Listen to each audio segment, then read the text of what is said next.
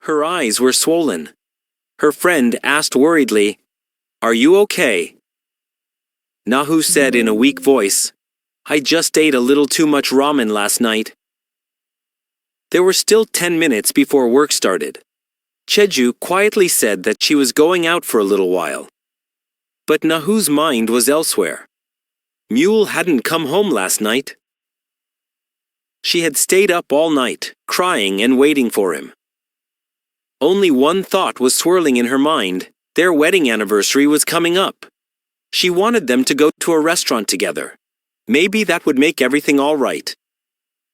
She was lost in thought when suddenly something warm touched her cheek. A soft voice came close to her ear. "You're slacking off." Nahu looked up. Bom Taiha was standing in front of her. Nahisu just stared at him for a moment. There was a hint of fatigue in her eyes, but there was such innocence on the young man's face that she couldn't help herself. Bom Taiha had noticed her swollen eyes. He lightly teased her, saying that she had coffee, and quietly said thank you. She was surprised that he had come here, even after she hadn't replied to his text. She asked with a half smile, "Are you going to scold me?" "Because I came to you." A slight warmth spread through Nahu's heart. She felt as if someone was gently touching her broken pieces. She said that she wouldn't scold him. Hesitantly, she asked, "Do you like things like that?" Bom Taiha asked, confused. "What are you talking about?" Nahu said shyly, "I mean, do you like being scolded?" Bom Taiha burst out laughing at her words. He covered his face with his hands, as if trying to compose himself. Nahu said with a cute pout, "Don't laugh at me." He looked at her slowly, his gaze a little heavy, a little languid, but strangely captivating. His voice was deep. "Actually, I don't like things like that. But if it's anything from Nahu, I don't have a problem." Nahu's face flushed slightly. His eyes seemed to be reading her. Nahu thought to herself that he must be joking again. Bom Taiha said that from now on, he would come to her without warning. The girl said softly that she didn't mind. "But don't come looking for her on Friday." The boy asked why. Nahu explained that it was her wedding anniversary, and she would be spending time with her husband. She felt a little empty saying that. The boy was silent for a moment. Then a hint of sadness appeared in his eyes. He said he didn't know. Nahu apologized. She thought he would have guessed that she was married. Bom Taiha thought to himself that he wished he could tell her that he knew her whole life, including the fact that she was now divorced. He took a strand of her hair between his fingers and simply said, "I'm a little confused. If it were me, I would probably hate all of this." His voice was low, but so deep that Nahu's breath hitched. He leaned closer, his gaze fixed on Nahu's face. He asked, "Isn't your husband jealous of you?" Nahu was slightly shaken inside, but remained calm outwardly. She said that friendship also exists between a boy and a girl. Bom Taiha looked at her and thought to himself how naive she was. Even when her husband spends nights with a young mistress, she's still so kind. The boy smiled and said, "Okay, I won't bother you." He wished her a good day and a good time with her husband. As he left, he cast one last glance at her. Nahu kept watching him. She was a little shy, a little confused, wondering if she had offended him.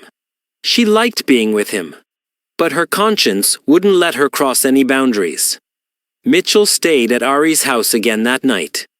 Meanwhile, Nahu sat quietly on the edge of the bed, recalling her last conversation with her friend. The girls were sitting together at the cafe. Ari was happily telling her friend how handsome Mitchell was. She was very happy in her relationship and was laughing as she said that even though he was around 30, they still spent a lot of time together. Suddenly, one of her friends asked a question. Isn't it strange that despite all his good qualities, he's still not married? Hearing this, a slight unease crossed Ari's face. She looked at Mitchell and said that she really wanted to go to his house now. Mitchell tried to change the subject. He said that his house was much better than Ari's.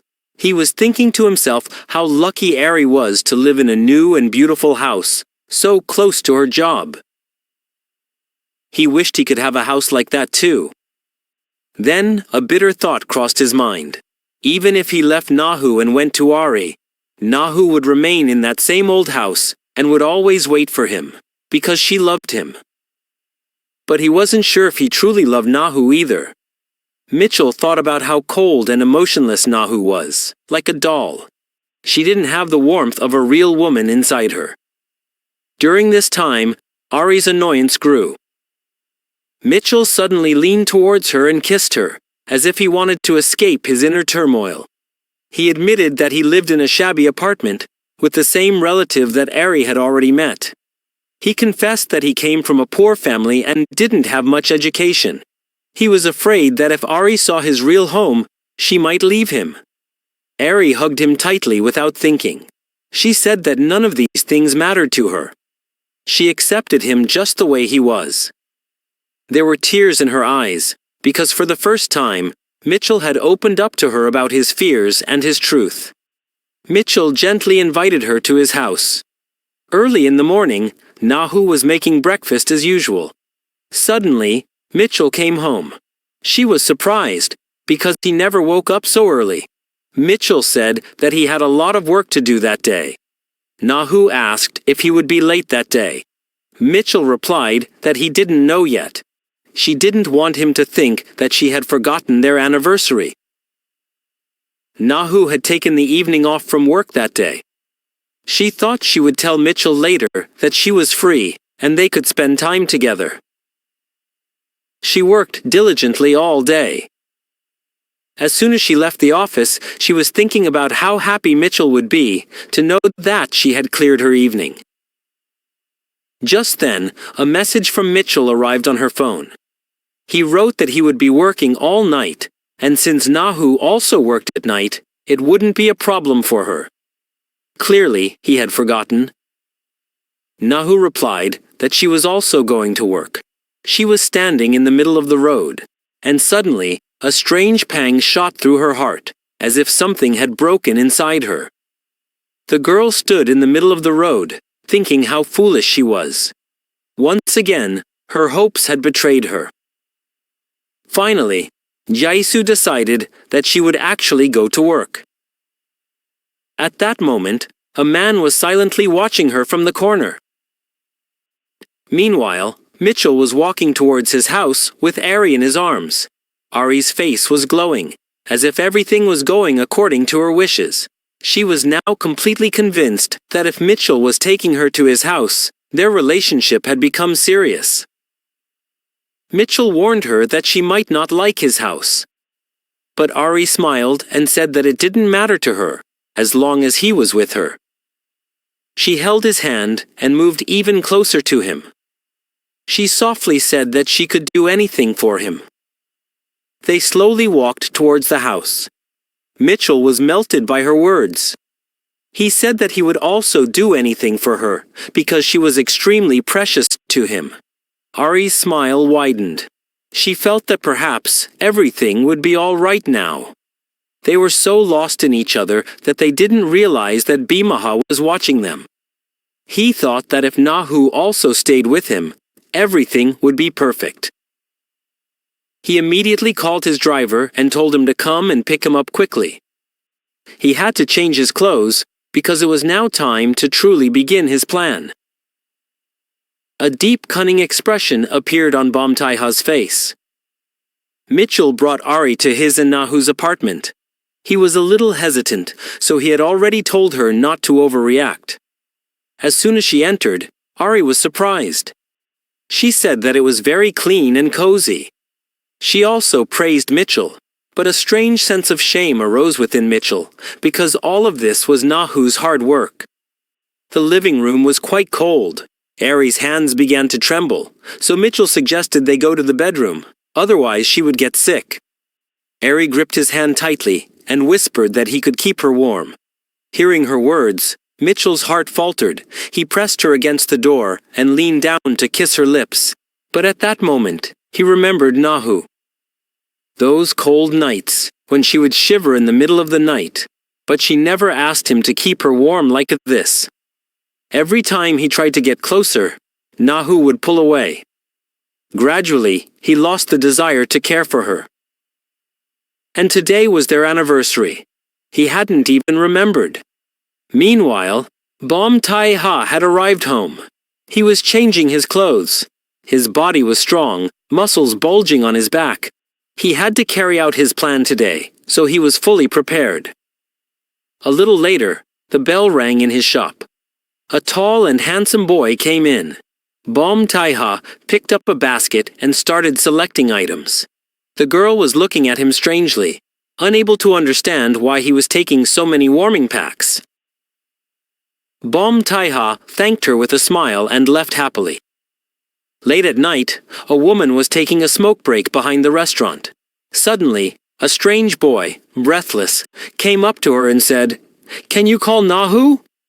The woman ran inside in a panic and told Nahu that someone was calling her from outside. Nahu wondered who it could be, so late at night. A glimmer of hope arose in her heart that it might be Mitchell.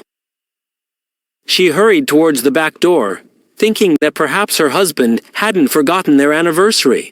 But when she got outside, she called out, "Mitchell!" The courtyard was empty. She wondered if her colleague was playing a prank on her. Suddenly, someone grabbed her tightly from behind. Strong arms held her as if she were something precious. It was Bom Tai Ha. His face was very close to Nahu's. Nahu felt his warm breath on her face. "Nuna," he said softly. Nahu said, embarrassed, "Call me Ajuma. Otherwise people will misunderstand." She smiled slightly.